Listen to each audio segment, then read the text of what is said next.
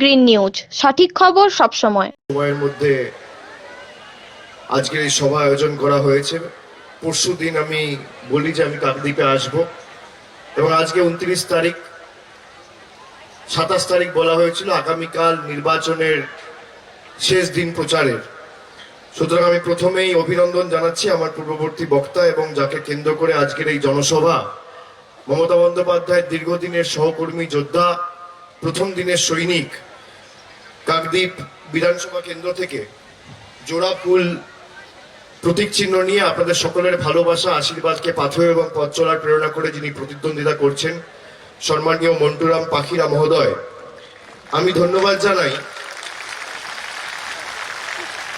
সম্মানীয় বিজয় কৃষ্ণ দাস সহ আমাদের মঞ্চে উপস্থিত রয়েছেন সত্যব্রত মাইতি, দেবব্রত মাইতি, মনোরঞ্জন ঘোড়া সহ পরিমল গিরি, শুভ্রাংশু কুমার, রীনা দাস, গৌরাঙ্গ পুরকায়েত, ইলিয়াস জমাদার, ইব্রাহিম সর্দার, বিশ্বনাথ বেরা, চন্দ্রশেখর চক্রবর্তী সহ কমলকান্ত ভূঁইয়া, দেবাশিস মণ্ডল, দেবকুমার দাস এবং তরুণ দাস, আমি সকলকে একযোগে আমার কৃতজ্ঞতা, অভিনন্দন এবং শ্রদ্ধা জ্ঞাপন করি, নমস্কার জানাই। আপনারা যারা সমবেত হয়েছেন, এই কাঠ ফাটা রৌদ্র মাথায় নিয়ে এখন প্রায় বেলা 4টে বাজতে চললো।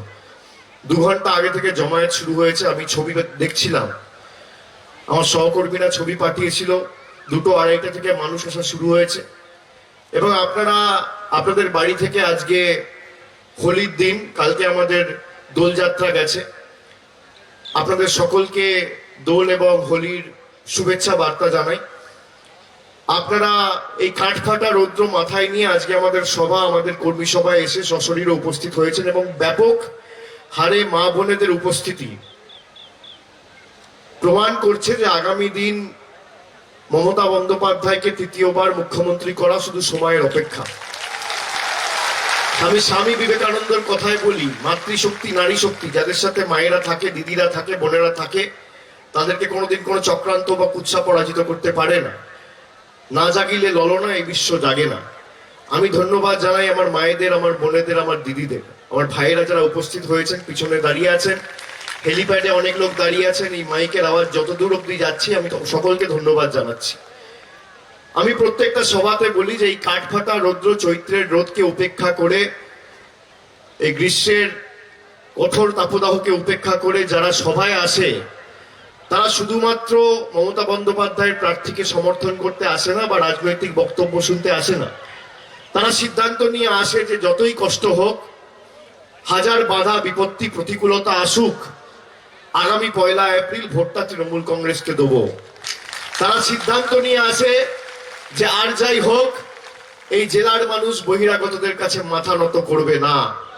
তারা সিদ্ধান্ত নিয়ে আসে যে বহিরাগত নয়, আগামী দিন বাংলার মেয়েকেই চাই। তারা সিদ্ধান্ত নিয়ে আসে যে আর যাই হোক, বাংলা কোনোদিন দিল্লির বশ্যতা স্বীকার করবে না।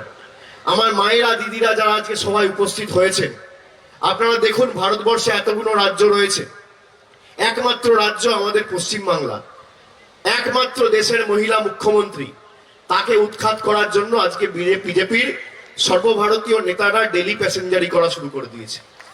যখন এদের দরকার ছিল, তখন কোনোদিন এদের টিকি খুঁজে পাওয়া যায়নি। আমফান কালে বলুন কেউ এসছে, কোভিড কালে কেউ এসছে, মমতা বন্দ্যোপাধ্যায় ছুটে এসছে, বলছে আমফানের টাকা তৃণমূল চুরি করেছে। বিজেপি বলছে আজকে বলুন 3 দিনের মধ্যে, 72 ঘন্টার মধ্যে আপনাদের অ্যাকাউন্টে টাকা কে দিয়েছে? মমতা বন্দ্যোপাধ্যায় দিয়েছে না কে দিয়েছে?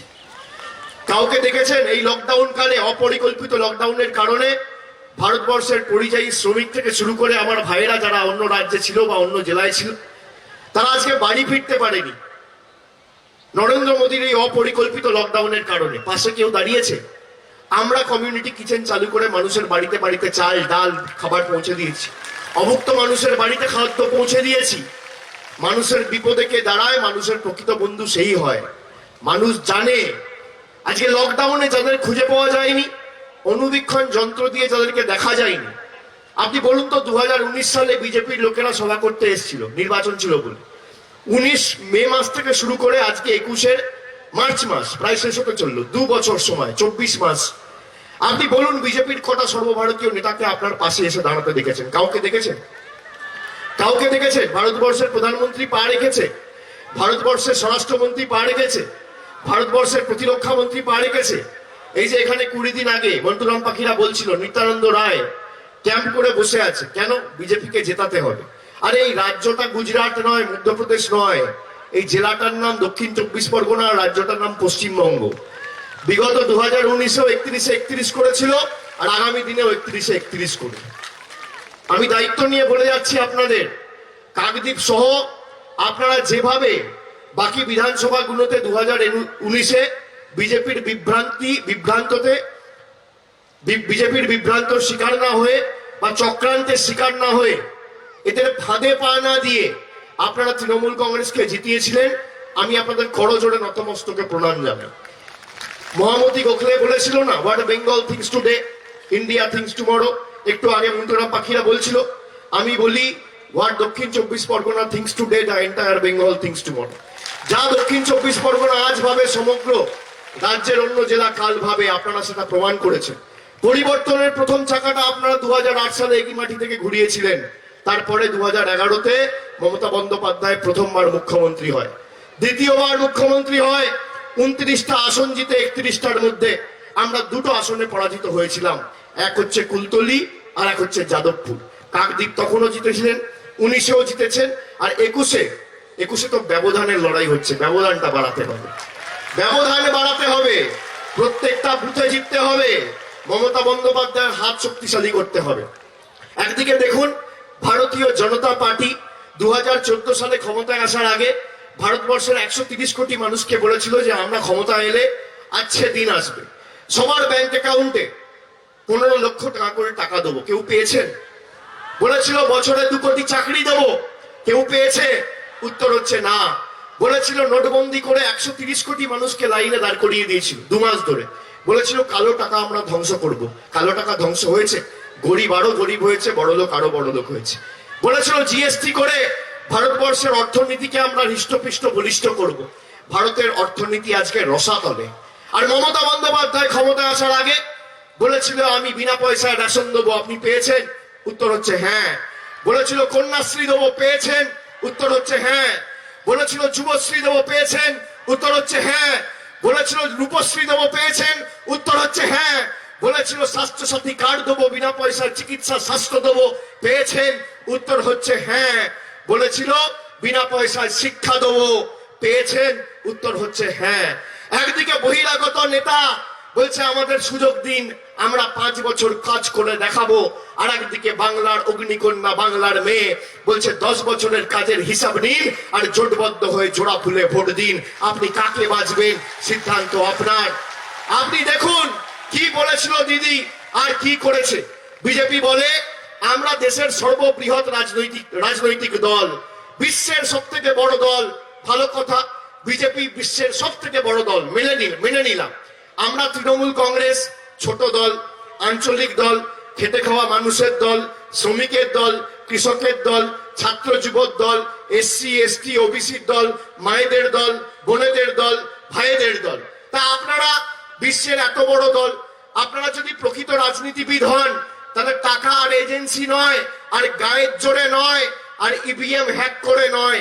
আপনি যদি প্রকৃত রাজনীতিবিদ হন তাহলে আপনি বলুন আপনার মোদী সরকার 2014 থেকে 21 7 বছর দেশের ক্ষমতায় রয়েছে, কেন্দ্রীয় সরকারে কি কাজ করেছে আপনাদের রিপোর্ট কার্ড নিয়ে আসুন। আমাদের সরকার বঙ্গধ্বনি যাত্রার মাধ্যমে আপনাদের বাড়িতে বাড়িতে রিপোর্ট কার্ড দিয়েছে। কি দিয়েছে কি দেয়নি? মমতা ব্যানার্জি কি কাজ করেছে? একটা ছাত্র পড়াশোনায় ভালো না খারাপ পরীক্ষায় তো ফল দেখলে বোঝা যাবে। যদি 190 পায় তাহলে ভালো ছাত্র, আর যদি 100 গোল্লা পায় তাহলে খারাপ, সে ব্যর্থ। এটা পরিষ্কার। তো আপনি যদি প্রকৃত রাজনীতিবিদ হন আপনি আপনার রিপোর্ট কার্ড নিয়ে আসুন। তথ্য পরিসংখ্যানের নিরিখে লড়াই হোক। বাংলায় 341টা ব্লক আছে, 80,000 বুথ আছে, 3,500 অঞ্চল আছে, 130টার উপর টাউন আছে। আপনি ঠিক করুন আপনি কোথায় লড়বেন। একদিকে বিজেপির সর্বভারতীয় নেতা থাকবে, আর একদিকে আমি থাকবো অভিষেক বন্দ্যোপাধ্যায়। আপনি আপনার রিপোর্ট কার্ড নিয়ে আসুন, আপনি আপনার রিপোর্ট কার্ড নিয়ে আসুন, আর আমি আমার রিপোর্ট কার্ড নিয়ে আসবো। আপনার মোদী সরকার 7 বছরে কি করেছে আর আমাদের দিদি 10 বছরে কি করেছে, কি বলেছিল তা প্রতিফলন হয়েছে কিনা, আর আমরা বলবো কি বলেছিল তার বাস্তবায়ন হয়েছে কিনা। তথ্য পরিসংখ্যানকে সামনে রেখে লড়াই হবে। আপনি মঞ্চ ঠিক করুন, আপনি জায়গা ঠিক করুন, আপনি এলাকা ঠিক করুন, আপনি সঞ্চালক ঠিক করুন, কোথায় বসবেন ঠিক করুন, কোন জায়গায় সভা করবেন ঠিক করুন। একদিকে আমি, একদিকে আপনি। 1 ঘন্টা আগে আমার খবর দেবেন, আমি যাব। তথ্য পরিসংখ্যান সামনে রেখে লড়াই হবে, উন্নয়নের নিরিখে লড়াই হবে। যদি 10-0 গোল দিয়ে আপনাদের মাঠের বাইরে না করতে পারি, রাজনীতি আঙিনায় পা রাখবো না। এত বড় কথা বলে দিয়ে যাচ্ছে। হিম্মত থাকলে আপনারা স্বীকার করুন, আসুন না ময়দানে লড়াই হোক, প্রতিযোগিতা হোক না। প্রতিযোগিতা হওয়া তো ভালো, তথ্য পরিসংখ্যানের প্রতিযোগিতা হোক। আপনারা কি বলেছিলেন কি হয়েছে, আর দিদি কি বলেছিল কি হয়েছে। 4 দিন আগে এখানে গোসাবায় সভা করে গেছে ভারতের স্বরাষ্ট্রমন্ত্রী অমিত শাহ। কি বলেছে শুনেছেন? বলেছে আমরা যদি ক্ষমতায় আসি সুন্দরবনকে জেলা করব, আর সুন্দরবনকে জেলা করে আগামী দিন সুন্দরবনের উন্নয়নের জন্য 2 লক্ষ কোটি টাকা আমরা খরচ করব। বলেছে তো? এখানে ক্যামেরা আছে, আমি তো অন্য করে বলছি। বলেছে তো? কি মায়েরা শুনেছেন? তা বাংলায় কটা জেলা রয়েছে এখন? 23টা জেলা। যদি সুন্দরবন জেলা হয় তাহলে 24টা জেলা হবে। বলছে একটা জেলার পিছনে আমি 2 লক্ষ কোটি টাকা খরচ করব। তার মানে 24টা জেলা হলে কত খরচ করবে? 48 লক্ষ কোটি টাকা। তার মানে 48 লক্ষ কোটি টাকা, মানে 48-50 লক্ষ কোটি টাকা এরা খরচা করবে বাংলার জন্য। আপনি ভাবতে পারছেন কি বলছে? 50 লক্ষ কোটি টাকা এরা বাংলার উন্নয়নের জন্য খরচা করবে। বাংলার জনসংখ্যা কত জানেন? বাংলায় কত লোক থাকে? 10 কোটি। আর বিজেপি যদি 50 লাখ কোটি খরচ করে তাহলে এক একটা লোকের পাওনা 5 লাখ টাকা করে। আমি এখানে ক্যামেরার সামনে দাঁড়িয়ে বলছি, অন রেকর্ড, ক্যামেরা আপনাদের সাক্ষী রেখে, সংবাদ মাধ্যমের ভাই বোনেদের সাক্ষী রেখে, 10 কোটি মানুষের অ্যাকাউন্টে 50 লাখ কোটি যদি এরা খরচা করে, তার মানে এক একটা মানুষকে 5 লাখ টাকা করে দেওয়া উচিত। আমি দাঁড়িয়ে বলছি, 10 দিন সময় দিচ্ছি স্বরাষ্ট্রমন্ত্রীকে, আপনি বাংলার যত মা ভাই বোনেরা আছে সবার অ্যাকাউন্টে 5 লাখ টাকা করে পাঠিয়ে দিন। তৃণমূল কংগ্রেস রাজনীতিকে প্রতিদ্বন্দ্বিতা করবে না নির্বাচনে। এত বড় কথা বলে দিয়ে যাচ্ছে। আপনি 10 দিন নিন, 15 দিন নিন, আপনি যত মা ভাই বোনেরা আছে সবার অ্যাকাউন্টে 5 লাখ টাকা করে পাঠিয়ে দিন। তৃণমূল কংগ্রেস দলটা নির্বাচনে প্রতিদ্বন্দ্বিতা করবে না। আমি দায়িত্বের সাথে বলছি। দেখুন, আমরা রাজনীতি করি, আমরা লড়াই করি, আমরা মানুষের স্বার্থে আন্দোলন করি। কেন? মানুষের উন্নয়নের জন্য। তা আমার মা ভাই বোনেরা যদি 5 লাখ টাকা করে পায়, এর থেকে খুশি তো মমতা বন্দ্যোপাধ্যায়ের হবে না। আলটিমেট লক্ষ্য কি? উদ্দেশ্য তো মানুষের উন্নয়ন। যদি 5 লাখ টাকা করে দেয়, আমাদের রাজনীতি করার দরকার কি আছে? দল থেকেও তো লাভ নেই। সব মানুষ যদি 5 লাখ টাকা করে পেয়ে যায়, তো আগামী 10 বছর চলে যাবে। আমাদের তো দরকার নেই রাজনীতি করে। এই টুপি কাকে পড়াচ্ছে? 2014 আগে বলেছিল 15 লাখ দেবো, এখন বলছে 2 লাখ কোটি দেবো। আরে আগে 15 লাখ দাও না, তারপর 2 লক্ষ কোটি কথা বলো। 15 লাখ কোথায় গেল? বিজেপির প্রতিশ্রুতি শুনে রাখুন, বলছে না সোনার বাংলা করবো। এটা জিজ্ঞেস করুন, 2 দশক ধরে মধ্যপ্রদেশে ক্ষমতায়, সোনার মধ্যপ্রদেশ হয়নি কেন? সোনার উত্তরপ্রদেশ হয়নি কেন? সোনার ত্রিপুরা হয়নি কেন? সোনার আসাম হয়নি কেন? সোনার ভারত হয়নি কেন? সোনার হরিয়ানা হয়নি কেন? ঝাড়খণ্ড হয়নি কেন? আসাম হয়নি কেন? এখন বলছে সোনার বাংলা করবো। আরে সোনার বাংলা মমতা ব্যানার্জি করে দেখিয়েছে। বিনা পয়সায় শিক্ষা, বিনা পয়সায় খাদ্য, বিনা পয়সায় স্বাস্থ্য ভারতবর্ষের অন্য কোনো রাজ্য করে দেখাতে পারেনি। আপনাদের নিয়ন্ত্রণে বিজেপি বলুন না কটা রাজ্যে ক্ষমতায়? একটা রাজ্য বলতে পারবেন যেখানে বিনা পয়সায় স্বাস্থ্য দিচ্ছে, বিনা পয়সায় শিক্ষা দিচ্ছে, বিনা পয়সায় চিকিৎসা দিচ্ছে, বিনা পয়সায় রেশন দিচ্ছে? একটা রাজ্য বলতে পারবে না। আর মমতা বন্দ্যোপাধ্যায় যা বলে করে দেখায়। বিজেপির প্রতিশ্রুতি আর ইস্তাহার হচ্ছে অডিও ক্যাসেটের মতো, খালি চালাবেন, কানে শুনতে পাবেন, চোখে দেখতে পাবেন না। আর তৃণমূল কংগ্রেসের প্রতিশ্রুতি আর ইস্তাহার হচ্ছে হাই কোয়ালিটি ডিভিডি, আপনি শুনতেও পাবেন আর দেখতেও পাবেন। মমতা ব্যানার্জি যা বলে বাস্তবে তার প্রতিফলন রয়েছে। অক্ষরে অক্ষরে কাজ করে দেখায়। মমতা বন্দ্যোপাধ্যায় যা বলে ভেবে চিনতে বলে, আর যখন যা বলে সেটা করে দেখায়। এই দিলীপ ঘোষ বিজেপির রাজ্য সভাপতি বলছে মা দুর্গার তো 14 পুরুষকে কেউ চেনে না। আপনারা ক্ষমা করবেন এই রাজনৈতিক দলকে, যারা বাংলার মাটিতে দাঁড়িয়ে বহিরাগতদের নিয়ে এসে মা দুর্গাকে অপমান করে। মমতা বন্দ্যোপাধ্যায় কাপড় সম্পর্কে কি পড়বে কি না পড়বে সে নিয়ে অনভিপ্রেত মন্তব্য করছে। নিজের রুচির পরিচয় যারা আপনাদের সামনে তুলে ধরছে, এদেরকে ক্ষমা করবেন মায়েরা? আপনারা বলুন, আপনারা চান মমতা বন্দ্যোপাধ্যায় দিল্লির বস্ত্রতা স্বীকার করুক? আপনারা চান মমতা বন্দ্যোপাধ্যায় গুজরাটের নেতাদের কাছে আত্মসমর্পণ করুক? আপনারা চান মমতা বন্দ্যোপাধ্যায় বাংলার সম্মান দিল্লির কাছে গিয়ে বিক্রি করুক, বাংলার আবেগকে দিল্লির বুকে বিক্রি করুক? না আপনারা চান ভাড়া পায়ে লড়াই করে মমতা বন্দ্যোপাধ্যায় দিল্লির বুক থেকে বাংলার দাবি ছিনিয়ে এনে ভারতবর্ষের সভাস্থলে, ভারতবর্ষের আসনে মমতা বন্দ্যোপাধ্যায় বাংলাকে সর্বোচ্চ জায়গায় নিয়ে যান? কি চান? কি চান? আপনাকে সিদ্ধান্ত নিতে হবে। মাথায় রাখবেন, একদিকে ফাঁকা ভাষণ আর একদিকে থালা ভর্তি রেশন। আপনি কাকে নির্বাচিত করবেন সিদ্ধান্ত আপনার। একদিকে উন্নয়ন আর একদিকে অনাচার, একদিকে সাম্প্রদায়িক দাঙ্গা আর উস্কানি আর একদিকে অগ্রগতি, প্রগতি, শান্তি। আপনি কাকে নির্বাচিত করবেন? একদিকে বহিরাগত নেতা, একদিকে বাংলার মেয়ে। আপনি কাকে নির্বাচিত করবেন সিদ্ধান্ত আপনার। এই দিলীপ ঘোষ বলছিল না স্বাস্থ্যসাথী কার্ড হচ্ছে ভাওতা আর দুয়ারে সরকার হচ্ছে ভাওতা। আপনি দেখেছেন পরের দিন কি হয়েছে? দিলীপ ঘোষের বাড়ির দাদা আর বৌদি গিয়ে স্বাস্থ্যসাথী কার্ড করিয়ে বলছে মমতা ব্যানার্জি জিন্দাবাদ। এরা নাকি আয়ুষ্মান ভারত দেবে। এই যে বলছে না হাম আয়ুষ্মান ভারত দেগা। আপনি শুনে রাখুন, আপনাকে বলে যাচ্ছি, যা বলি বুক চিতিয়ে বলি, সামনাসামনি বলি, খোলাখুলি বলি। বিজেপির ক্ষমতা থাকলে, পরিসংখ্যান আর তথ্যের নিরিখে লড়াই করে ক্ষমতা রাখলে আমার বিরুদ্ধে কে সত্যি কথা বলছে কে মিথ্যে কথা বলছে প্রমাণ করবে। আর আমি মিথ্যা কথা বললে আইনানুগ ব্যবস্থা হোক, আমাকে জেলে ঢুকিয়ে দেখাও কে সত্যি কথা বলছে কে মিথ্যে কথা বলছে। আপনি শুনে রাখুন, আয়ুষ্মান ভারত এরা দিতে চেয়েছিল 10% লোককে। এই জেলায় প্রায় 1 কোটি মানুষ থাকে, 80 লক্ষের উপর মানুষ থাকে, মানে জেলায় 8 লক্ষ মানুষকে আয়ুষ্মান ভারত দিতে চেয়েছিল। বাংলার জনসংখ্যা 10 কোটি, এরা আয়ুষ্মান ভারতের পরিষেবা দিতে চেয়েছিল 1 কোটি লোককে। মমতা ব্যানার্জি বলেছে যে আমি যখন নির্বাচিত হয়েছি আমি 10% লোককে দিতে পারবো না, দিলে আমি 100% লোককে দেবো। আমি সিপিএম কে দেবো, আমি কংগ্রেসকে দেবো, আমি তৃণমূলকে দেবো, আমি বিজেপিকে দেবো, আমি নির্দলকে দেবো। আমি যখন নির্বাচিত হয়েছি আমার কোনো জাতি ধর্ম নেই, আমার একটাই ধর্ম, মানব ধর্ম। মমতা বন্দ্যোপাধ্যায় স্বাস্থ্যসাথী কার্ড শুরু করলো। কুচবিহার থেকে কাকদ্বীপ, উত্তরবঙ্গ থেকে দক্ষিণবঙ্গ, যত জেলা আছে সবাইকে স্বাস্থ্যসাথীর আওতায় নিয়ে এলো। আর আয়ুষ্মান ভারত আপনি শুনে রাখুন, আপনার মাথার উপর যদি পাকা ছাদ থাকে আপনি আয়ুষ্মান ভারত পাবেন না। আপনার পরিবারে যদি কারোর হাতে মোবাইল স্মার্টফোন থাকে আপনি আয়ুষ্মান ভারত পাবেন না। আপনার পরিবারের যদি কারোর মোটরসাইকেল বা স্কুটার থাকে আপনি আয়ুষ্মান ভারত পাবেন না। যদি বাড়িতে টিভি থাকে আয়ুষ্মান ভারত পাবেন না। ফ্রিজ থাকে আয়ুষ্মান ভারত পাবেন না। ছাদ পাকা হয় আয়ুষ্মান ভারত পাবেন না। আর মমতা ব্যানার্জির স্বাস্থ্যসাথী কিছু থাকলেও পাবেন আর কিছু না থাকলেও পাবেন।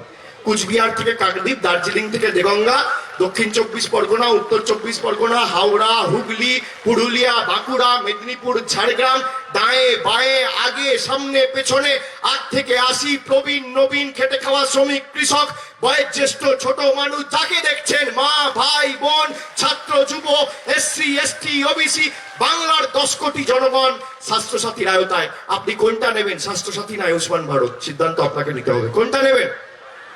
কোনটা নেবেন? হাত তুলে বলতে হবে। কি মায়েরা কোনটা নেবেন? কোনটা নেবেন? আর শুনে রাখুন, স্বাস্থ্যসাথী কার্ডটা নারী ক্ষমতায়নের প্রতীক হিসেবে মমতা বন্দ্যোপাধ্যায় বাড়ির গৃহকর্ত্রীদের নামে করেছে, আপনাদের নামে করেছে। এটা তো যে কোনো একটা যুবকের নামে করতে পারত, বাড়ির একজন তরুণীর নামে বা যুবতীর নামে করতে পারত, বাড়ির কর্তার নামে করতে পারত, বা অন্য কারোর নামে করতে পারত। আপনাদের নামে করেছে কেন? বাড়ির গৃহকর্ত্রীদের নামে স্বাস্থ্যসাথী কার্ড করা হয়েছে। তার কারণ জানেন? মহিলাদের বিয়ে হয়ে যখন শ্বশুর বাড়ি যায় নিজের বাবা মাকে দেখার মতো লোক থাকে না। বাবা মা খেয়েছে কি না, ভালো আছে না মন্দ আছে, দুবেলা খোঁজ নেওয়ার মতো লোক থাকে না, জিজ্ঞেস করার মতো মা বাবাকে দেখার মতো লোক থাকে না। মমতা বন্দ্যোপাধ্যায় সেই জন্য স্বাস্থ্যসাথী কার্ড আপনাদের নামে নামাঙ্কিত করেছে, আপনাদের নামে কার্ড করেছে। স্বাস্থ্যসাথী কার্ড যদি আপনার নামে থাকে তাহলে শ্বশুর বাড়ির লোকও স্বাস্থ্যসাথীর আওতায় আর বাপের বাড়ির লোকও স্বাস্থ্যসাথীর আওতায়। এই যুগান্তকারী সিদ্ধান্ত ভারতবর্ষে করে কেউ দেখাতে পারে না। আর দিদি যা বলে দিদি তো করে দেখায়। আর এরা বলছে উন্নয়নের মডেল। উন্নয়নের মডেলের উদাহরণ কি? 400 টাকার রান্নার গ্যাস 850 টাকা আর 150 টাকা কেজি সর্ষের তেল, 150 টাকা লিটার সর্ষের তেল। কি অবস্থা! যারা বিজেপিকে ভোট দিয়েছিল আজ সেদিন আসবে। 400 টাকার রান্নার গ্যাস প্রায় আজকে 900 টাকা, 850 টাকা পেরিয়ে গেছে, 860 টাকা না 65 টাকা হয়ে গেছে আজকে। রান্নার তেল সর্ষের তেল 150 টাকা লিটার, পেঁয়াজের দাম কত, আলুর দাম কত, কেরোসিনের দাম কত, পেট্রোল 100 টাকা ছুঁই ছুঁই, ডিজেল 90 টাকা পার, পোস্ত 1500 টাকা কিলো। এই হচ্ছে আজকে দিনের নমুনা। আর এদের উন্নয়ন, বিজেপির উন্নয়ন শুনবেন, বলছে না উন্নয়ন হবে। বিজেপির উন্নয়ন হচ্ছে কৃষক আত্মহত্যা, নারী নির্যাতন। বিজেপির উন্নয়ন হচ্ছে বেকারত্ব আর গণধর্ষণ। বিজেপির উন্নয়ন মানুষের পাত খালি আর বড় বড় ভাষণ। বিজেপির উন্নয়ন মানুষকে লাঞ্ছিত বঞ্চিত করে এখনো করে যাচ্ছে শোষণ। আর মমতা বন্দ্যোপাধ্যায়ের উন্নয়ন চোখে দেখতে পাচ্ছেন, রাস্তা থেকে শুরু করে, লাইট থেকে শুরু করে, জল থেকে শুরু করে, বিদ্যুৎ থেকে শুরু করে। এই যে স্বরাষ্ট্রমন্ত্রী বড় বড় ভাষণ দিচ্ছে, গঙ্গাসাগরে নামতে পারতে মমতা ব্যানার্জি যদি না থাকতো? হেলিকপ্টারে করে হেলিপ্যাডে নামছো, এই যে হিন্দু ধর্মের ধারক বাহক বলে দাবি করছো, এই গঙ্গাসাগরের আমূল পরিবর্তন কি করেছে জানো? মহিলাটার নাম হচ্ছে মমতা ব্যানার্জি। তারকেশ্বরের উন্নয়ন কে করেছে? মমতা বন্দ্যোপাধ্যায়। দক্ষিণেশ্বরের স্কাইওয়াক কি করেছে? মমতা বন্দ্যোপাধ্যায়। ভগিনী নিবেদিতার বাড়ি হেরিটেজ ঘোষণা করে সংরক্ষণ কে করেছে? মমতা বন্দ্যোপাধ্যায়। তোমরা খালি ধর্ম বিক্রি করে ভোট নিয়েছো, আর মমতা বন্দ্যোপাধ্যায় উন্নয়ন করে দেখিয়েছে। মমতা বন্দ্যোপাধ্যায় ভোটের জন্য ধর্মকে কোনোদিন ব্যবহার করে না। আজকে দেখুন, যারা দ্বাদশ শ্রেণীর ছাত্র ছাত্রী, তাদেরকে 10,000 টাকা করে দিয়েছে ট্যাব কেনার জন্য। আপনি বলুন তো, যারা 12-এ পড়ে তারা ভোট দেবে? কি মায়েরা ভোট দেবে? তারা তো পর্যাপ্ত বয়সেই পৌঁছায়নি, 18 বছর পার করেনি, তো ভোট দেবে কোথেকে? মমতা ব্যানার্জি তাও তাদেরকে 10,000 টাকা করে দিয়েছে, যে ভোট তোমাদের দিতে হবে, নিজের ভবিষ্যৎ গড়ো, পরিবারকে সমৃদ্ধশালী করো, সমাজকে সমৃদ্ধশালী করো, বাংলাকে এগিয়ে নিয়ে যাও। আর তোমরা খালি ভোট কি করে নিতে হবে, ওসব আর চলবে না। মানুষ বুঝে গেছে, চলবে না, অন্যায় টিকবে না ফন্দি। আগামী 1 তারিখ জনগণের আদালতে হতে হবে বন্দী। আর তারিখটা দেখেছেন, 1 এপ্রিল। এপ্রিল ফুল তো করতেই হবে, তাই তো? আর 2 তারিখ যখন ভোট বাক্স খুলবে, পদ্ম ফুলের বহিরাগত কোনো যেন চোখে সর্ষে ফুল দেখে, মাথায় থাকে। প্রথম দফায় ভোট হয়ে গেছে, এখনো 7 দফায় ভোট বাকি আছে, 8 দফায় এদের রফা দফা করতে হবে। প্রথম দফায় বহিরাগতদের গণতান্ত্রিক ভাবে মানুষ হাত ভেঙে দিয়েছে, দ্বিতীয় দফায় পা ভাঙবে, তৃতীয় দফায় ঘাড় ভাঙবে, চতুর্থ দফায় কোমর ভাঙবে, পঞ্চম দফায় হাঁটু ভাঙবে, ষষ্ঠ, সপ্তম আর অষ্টম দফায় বাকি যেগুলো অবশিষ্ট আছে সেগুলো ভেঙে 2 তারিখ বলো হরি হরি বল, বহিরাগতদের খাটে তোল বলে বিসর্জনটা করে দেবে বাংলার মানুষ। তৈরি থাকুন, এসব চলবে না। আর দিদি ঘোষণা করেছে, আপনাদের বলে দিয়ে যাই, শুনে রাখুন। আপনারা অনেকক্ষণ ধরে অপেক্ষা করছেন, আমি বক্তব্য দীর্ঘায়িত করবো না, খালি 4টে কথা বলবো, আর 4টে পয়েন্ট। 17 তারিখ, 17ই মার্চ আমাদের মুখ্যমন্ত্রী, আমাদের সর্বজন শ্রদ্ধেয় নেত্রী মমতা বন্দ্যোপাধ্যায় ইস্তাহার প্রকাশ করেছে। বলেছে 2 তারিখ সরকার ক্ষমতায় আসার পর আগামী মাস থেকে আমি 10টা জিনিস করবো। আর মমতা ব্যানার্জি যা বলে করে দেখায়।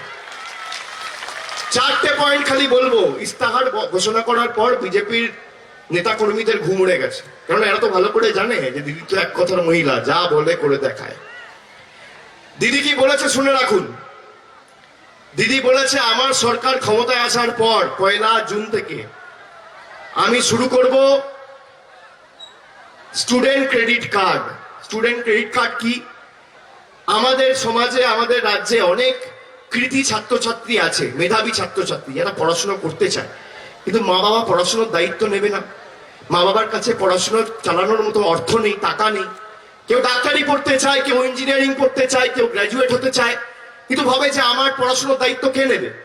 মমতা ব্যানার্জি বলেছে যে বাবা, মা বাবার কাছে গিয়ে তোমাকে হাত পাততে হবে না, মা বাবার উপর অর্থনৈতিক বোঝ চাপাতে হবে না। আমার সরকার তোমাকে 400-500 সুদে 10 লক্ষ টাকার ক্রেডিট কার্ড আগামী 1 জুন থেকে করে দেবে।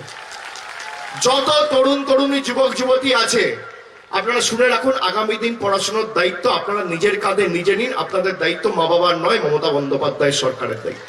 যত যুবক যুবতী আছে বাংলায়।